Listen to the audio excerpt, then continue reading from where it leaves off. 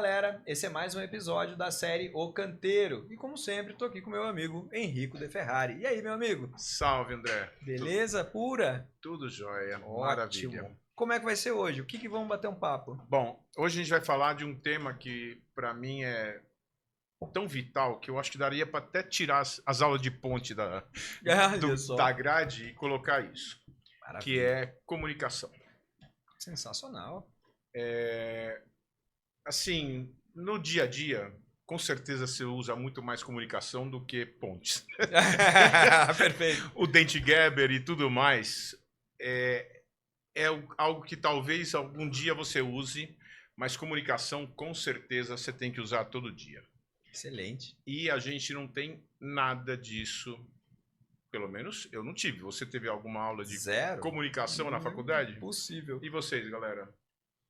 Se tiver, por favor, manda aí, porque eu quero dar os parabéns para essa faculdade. Então, assim, o que acontece é que no dia a dia, tudo o que a gente faz, a gente tem que comunicar. E, via de regra, ninguém sabe como tem que comunicar. Uhum. Então, primeiro vamos falar o que é comunicação. É um troço legal. A etimologia é de tornar comum. Olha que interessante. Então, comunicar é fazer com que algo que eu sei seja sabido por você. E é do caralho, né? É muito bom, muito bom. Então, e isso existem teorias muito avançadas, isso é debatido na academia, mas não na faculdade de engenharia. E a gente precisa ter um entendimento do que a gente tem que saber para comunicar as coisas, tá? É um antagonismo, né? Normalmente somos bons em números. Quem é bom em número, normalmente não é um bom comunicador. Isso se afasta cada vez mais, né? Mas não que nós não precisemos disso. Sim. Excelente. Bom, tinha um cara que eu acho que não é da geração da maioria de vocês, que chamava Chacrinha. Opa! Que foi o grande comunicador da TV brasileira. É o cara que chegou antes do Faustão, né? Depois o Faustão entrou no lugar dele fazendo o programa. E ele tinha uma frase que era fantástica, que se diz assim: quem não se comunica, se estrumbica. Perfeito. Então, a gente precisa saber se comunicar para não se estrumbicar, seja lá o que isso for, né? Não deve ser bom. Bom, para que serve a comunicação? Eu elenquei alguns assuntos aqui que são fruto do processo de comunicação e que acabam sendo fundamentais na nossa vida, né? Então, para que a gente se comunica? Para coletar informações, para discutir assuntos, para educar, para ajustar expectativas, olha só, para motivar, para negociar, para orientar, para solucionar conflitos. Tudo isso acontece no nosso dia a dia profissional, super, né? Muito, demais. E para isso que a gente precisa aprender algumas técnicas e ter alguns entendimentos para fazer esse negócio funcionar direito, né? A comunicação ela pode acontecer pensando dentro do nosso ambiente, ela pode ser interna ou externa, ela pode ser formal ou informal, ela pode ser vertical ou horizontal, pode ser oficial ou confidencial, e ela pode ser escrita ou oral ou corporal. Nossa. Então, assim, existem uma série de possibilidades na comunicação e a gente precisa entender esse negócio direito. Porque a gente acaba fazendo as coisas do jeito errado, né? Sim. Então, vamos começar a pensar em como a gente vai definir o que é, como a gente tem que se comunicar. Então, a primeira coisa que a gente precisa entender, quando a gente faz aquele processo de entender as partes interessadas, que isso é um outro episódio que a gente já tem, a gente vai entender qual a função de cada um dentro dos processos. Uhum. Então, eu vou ter, por exemplo, o meu cliente final. O meu cliente final, qual a expectativa dele? Ele quer receber relatórios, né?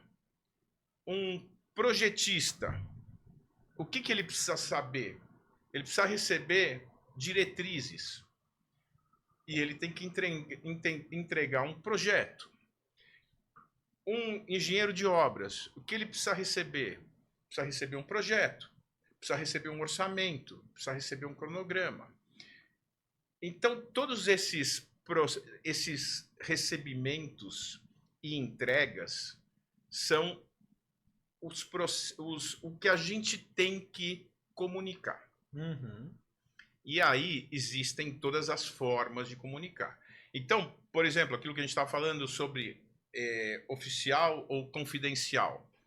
Você não vai mandar um relatório de orçamento, de custo, de não sei o que, para a torcida do Corinthians, né? Perfeito. Você tem que tratar isso de um jeito mais confidencial, né? Sim. Agora, por exemplo, quando você se comunica com a vizinhança, sabe? Tem construtoras que colocam uma plaquinha na rua dizendo: se você tiver algum problema, ligue para o número tal. Excelente. Né? Deixa uma Então, porta aberta de comunicação. exatamente. Então, todo esse entendimento de quem são as partes interessadas e o que cada um precisa receber te gera um planejamento de comunicação. Excelente. Cara, tá fervendo a minha cabeça aqui. Eu tenho muitas coisas que eu poderia estar dividindo, né? Porque fiquei bem entusiasmado com esse episódio. Eu acho que vai ser muito legal falarmos sobre isso. Mas aí eu preciso que tu me ajude nos times em quando eu falo o quê. Mas a gente conversa muito sobre isso aqui dentro da empresa, né? Dentro da empresa de projetos que eu conduzo. E realmente a grande chave está na comunicação. Existem métodos para um monte de coisa, né? Desde a escutativa, de ter certeza que ambas as partes entenderam. Tem subjetividade entre comunicação. Tem essa questão dos stakeholders, ou vamos chamar de interessados, menos gourmet, mas mais direto, né? Uhum. E a gente fala muito assim, a maneira como a gente conversa com cada um deles. Essa semana mesmo teve um exemplo bem legal. Deu uma obra em que a gente estava tratando com um engenheiro da obra. E aí imaginei assim, 53 anos de idade, muita experiência civil e engenheiro civil. A língua desse profissional é uma. E o cara que está aqui no escritório, né, isso é uma obra em Vila Velha.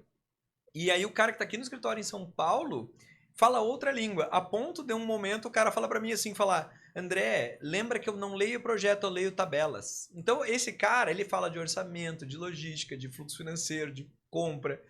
Ele não tá preocupado em falar como que tu resolveu o momento, a combinação da... É quase como eu não quero saber. Me diz o volume de concreto e a tabela de aço. Por exemplo, né? Sim, sim. E às vezes a gente começa a abordar por um lado que é a nossa ótica, mas que não é a que o ouvinte está preparado para ouvir. E isso gera 1 bilhão de problemas na Beleza. comunicação. Bom, aqui tem um fluxo que é bem interessante da gente entender, que é como funciona a comunicação. Então, a gente tem um emissor Uhum. que ele tem um conhecimento que tem que ser passado. Ele tem que codificar isso de alguma forma e usar um canal de comunicação para mandar uma mensagem. Uhum. Aí, essa mensagem, isso é a primeira parte do processo. Ou seja, eu tenho conhecimento, eu transformo esse conhecimento em uma maneira de transmissão, que pode ser a tua tabela, que pode ser o teu projeto, que pode ser o que seja. E aí a gente tem um canal para transmitir isso, essa mensagem. Uhum.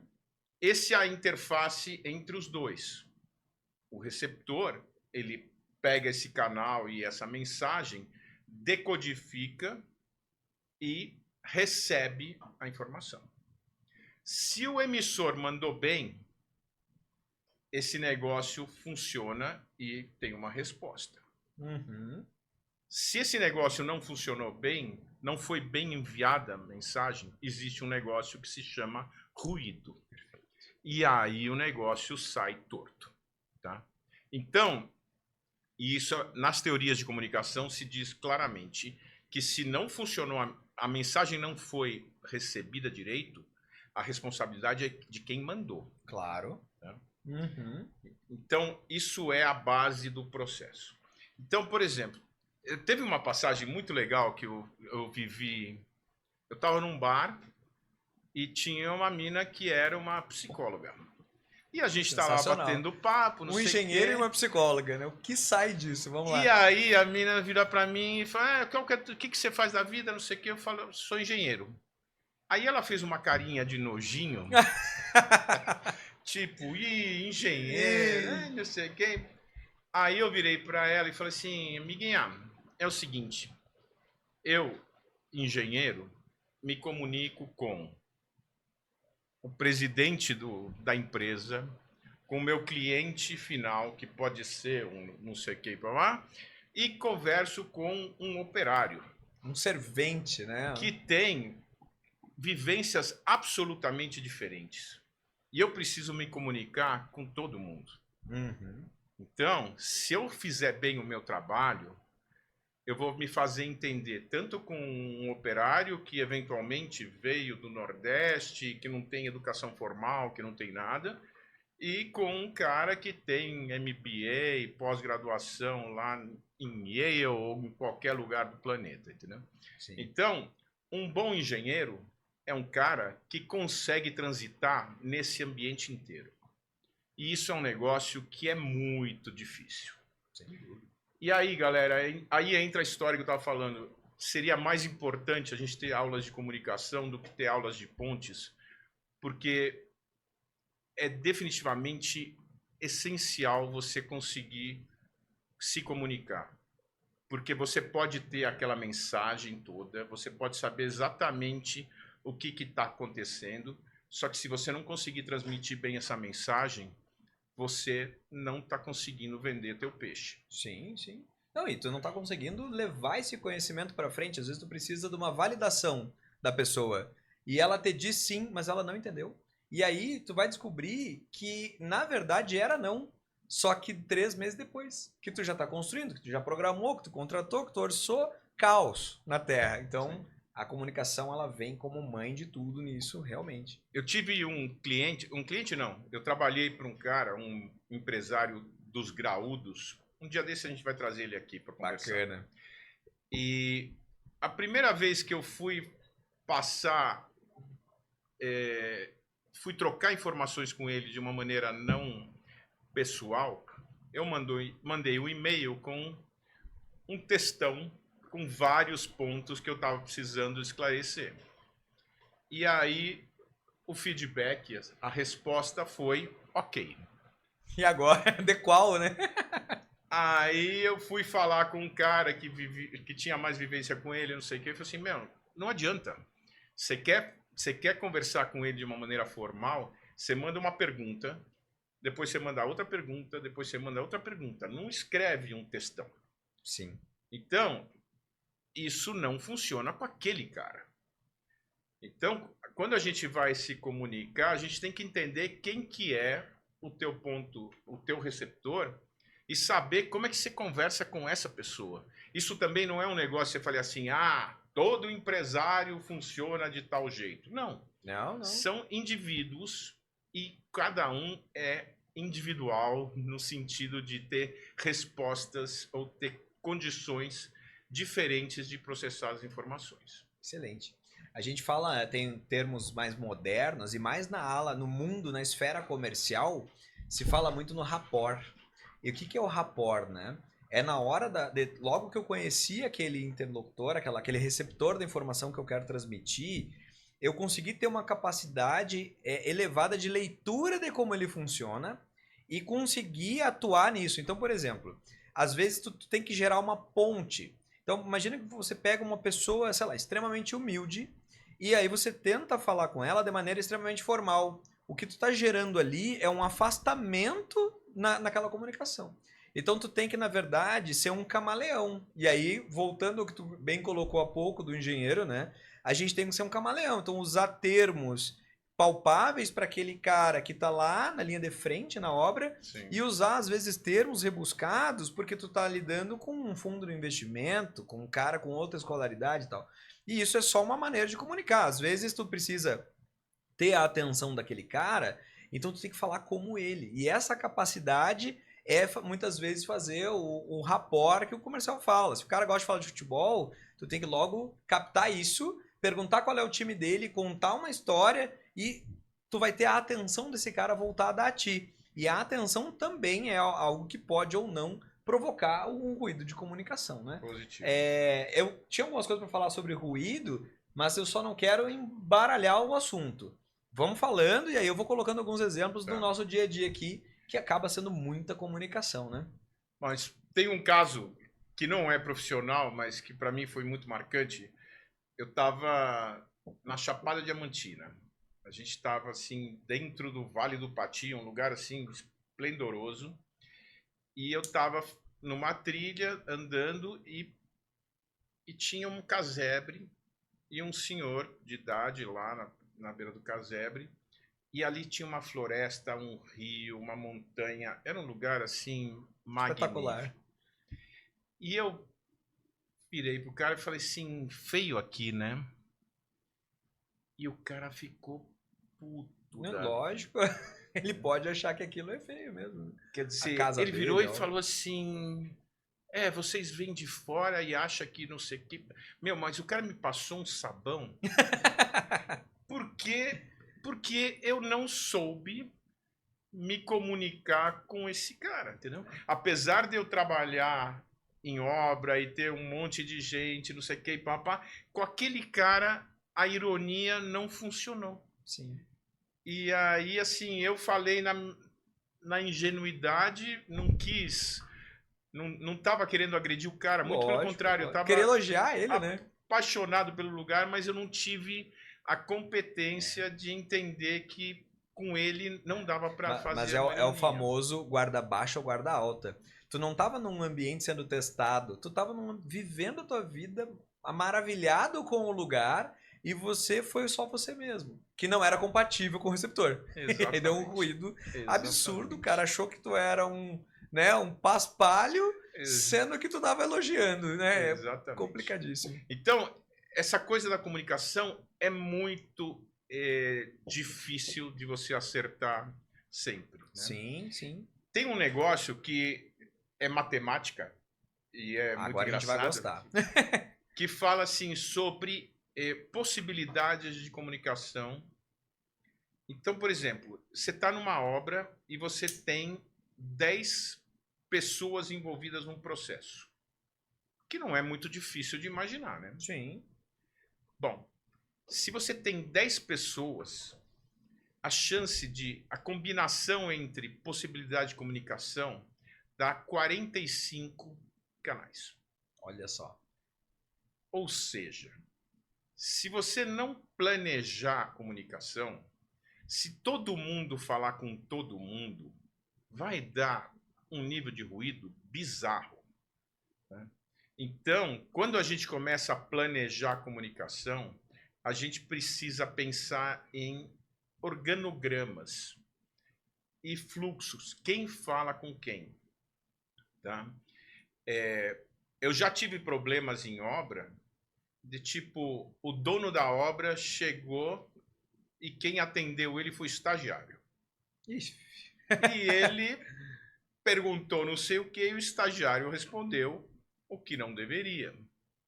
E virou Mas num nível de sincericídio, assim, tá tudo bem? Não tá, doutor. Ixi, como assim, então, né? assim, você tem que, quando for organizar o processo de comunicação, você precisa criar um organograma, você precisa fazer com que cada um entenda qual é a sua função, quem fala com quem, e aí depois tem outras técnicas de entender como você faz as entregas e tudo mais, mas é muito importante ter um planejamento.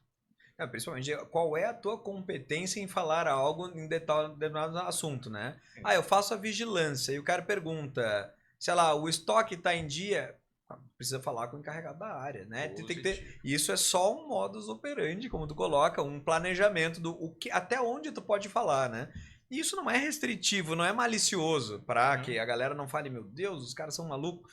É simplesmente organizar para você no melhor senso falar uma besteira. Como né, o teu exemplo, a tua vivência e falar pro cara isso feio aqui, né? E o cara levar aquilo pro coração dele, né? É impressionante isso. A gente fala muito sobre ruído e aí algumas questões que geram ruído. E aí tinha alguns itens que eu não vou me lembrar todos de cabeça, mas as principais eram o canal de comunicação, o contexto, né? Então, às vezes, a gente não consegue entender o contexto em que teu receptor está inserido. E tu deveria, né? Saber se o cara tá feliz, se o cara tá triste, se o cara é direto, se o cara não é, se o cara tá atrasado, se o cara não tá atrasado. E aí tu tem que ter um treinamento, e aí volta para aquela questão da universidade ou de hoje a gente simplesmente se preparar para isso, pessoal.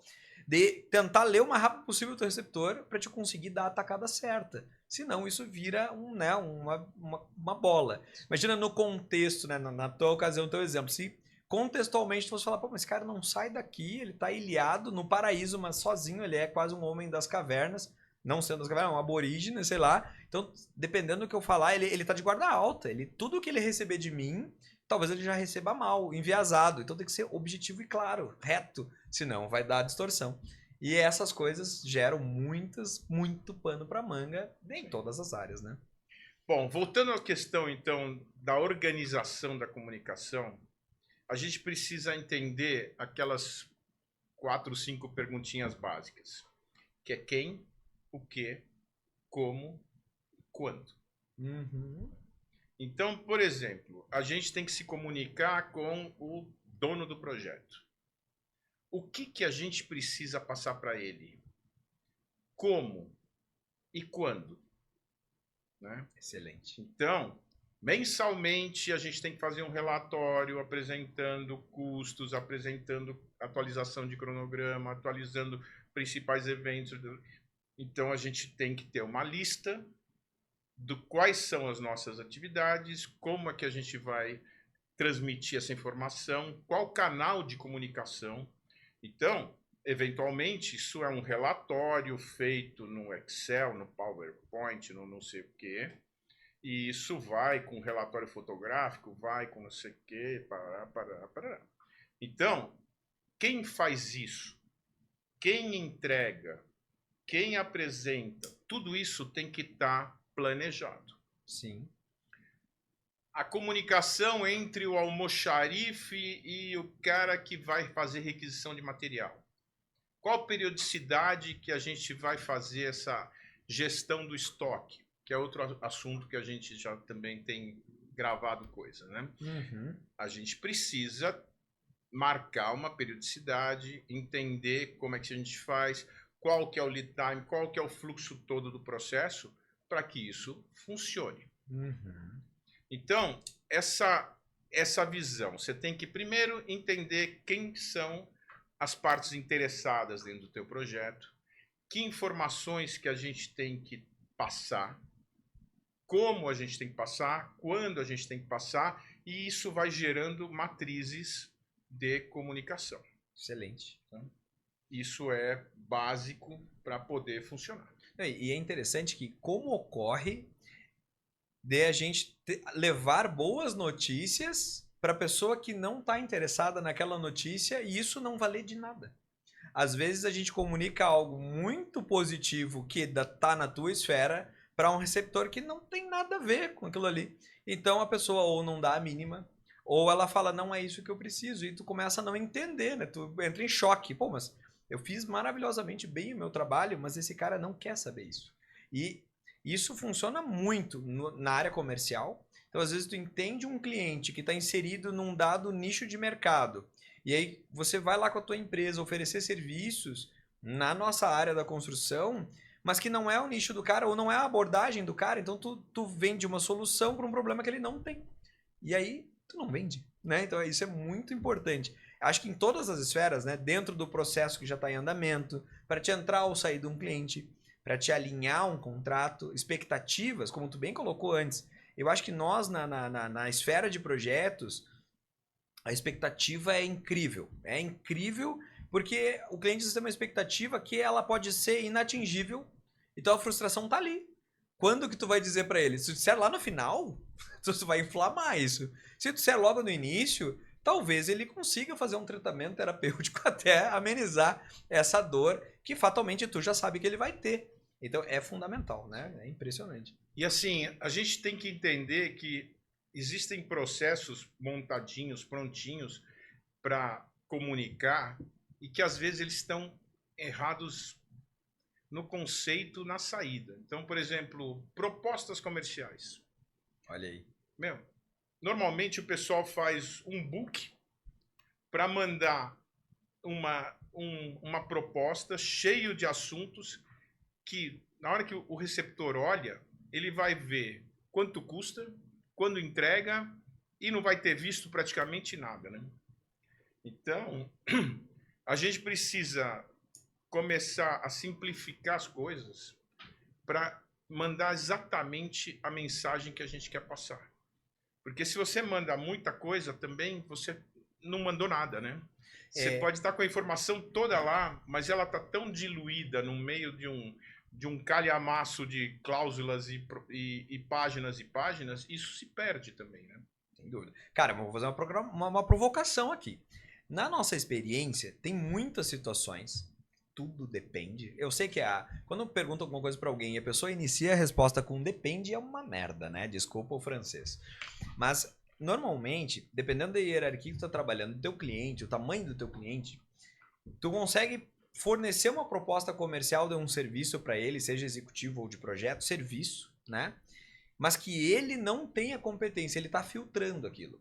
E se tu apresenta comercialmente para ele o que tu faz e a maneira como tu faz, quais são os seus diferenciais, ele não consegue transmitir isso para quem vai tomar a decisão.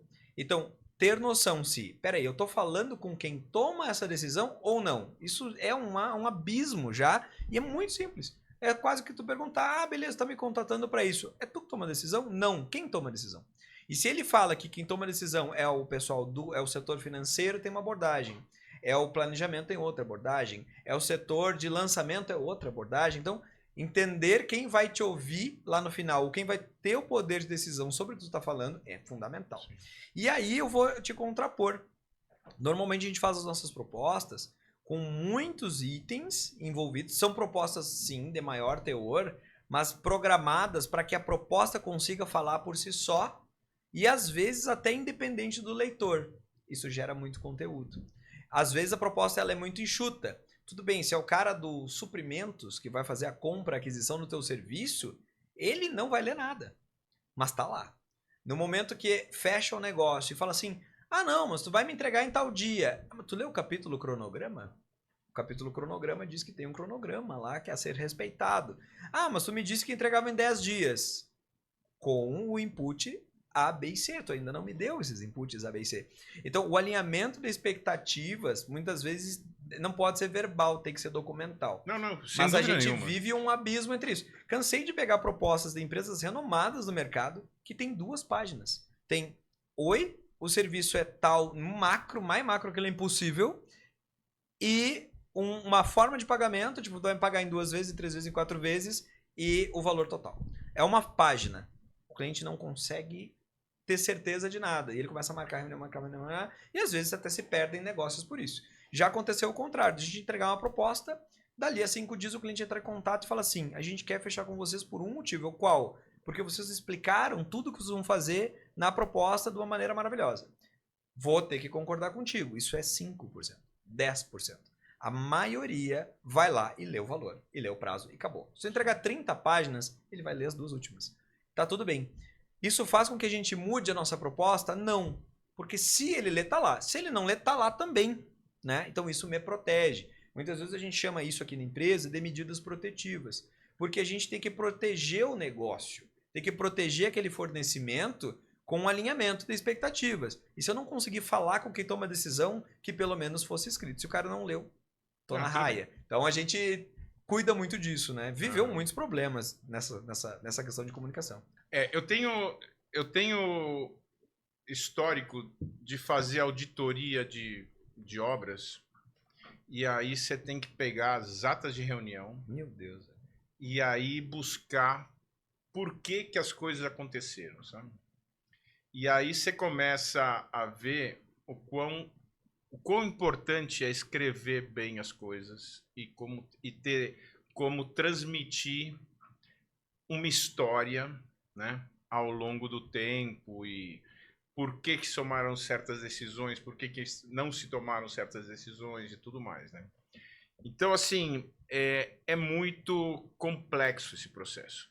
Não estou dando aqui a fórmula mágica para Claro. resolver as coisas, mas a gente precisa entender que dentro dessa visão de com quem que a gente está falando, a gente precisa processar, planejar e organizar as coisas para ser feliz, né? Sim. Porque a chance de ter ruídos é 100%, né? Sim, Não totalmente. tem como fazer com que as coisas aconteçam. Tem um conflito de interesses e tem problemas no processo que são muito complexos.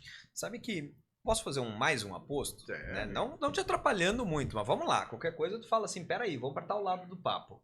Mas a gente costuma aqui a trabalhar com uma questão assim de... porque o atendimento às obras. Qual é a via, o canal de comunicação?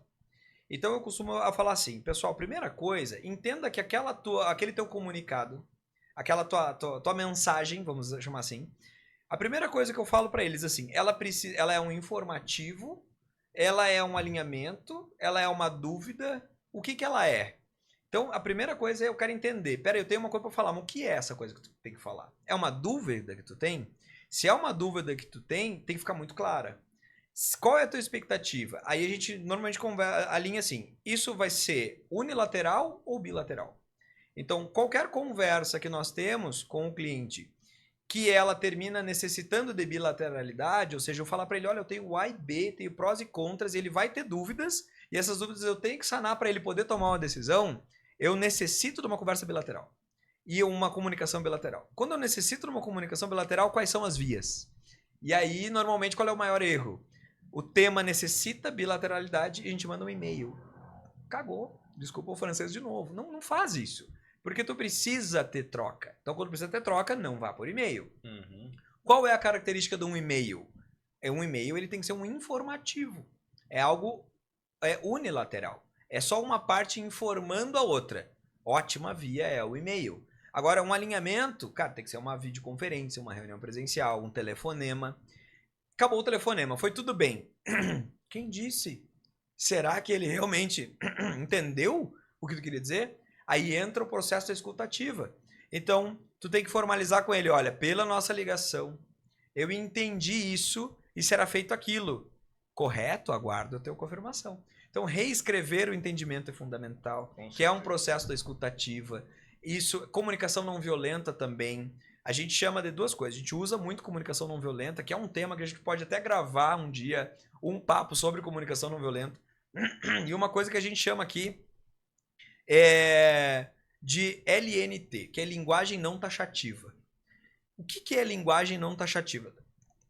Eu nunca li sobre isso. A gente usa isso aqui na nossa empresa.